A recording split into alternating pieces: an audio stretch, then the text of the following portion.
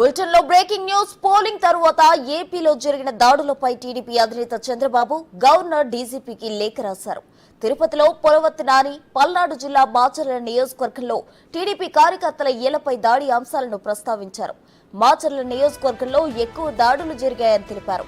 దీనిపై వెంటనే స్పందించి చర్యలు తీసుకోవాలని కోరారు. అలాగే తిరుపతిలో పొలవర్తి నానిపై జరిగిన దాడిపై ఎన్నికల సంఘానికి ఫిర్యాదు చేశారు. దాడుల అంశాన్ని ముందుగానే పోలీసులకు తెలిపినా స్పందించలేదని లేఖలో వివరించారు.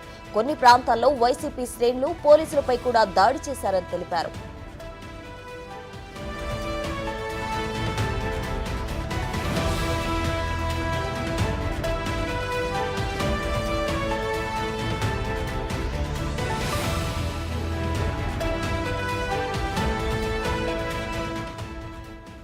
అడ్డు అదుపు లేకుండా కర్రలు, కత్తులు, రాళ్లతో దాడులకు తెగబడ్డారని చంద్రబాబు వివరించారు.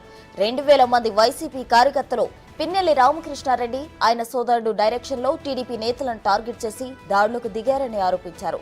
తాడిపత్రిలోనూ రెండో రోజు పెద్దారెడ్డి అనుచరులు దాడి చేశారని వివరించారు. టీడీపీ సీనియర్ నాయకుడి ఇంటిపై పెద్దారెడ్డి దాడి చేయించారని అన్నారు. హింసకు కారకులైన వారిపై కఠిన చర్యలు తీసుకోవాలని, భవిష్యత్తులో గొడవలు జరగకుండా చర్యలు చేపట్టాలని డీజీపీను గవర్నర్ను కోరుతూ లేఖ రాశారు.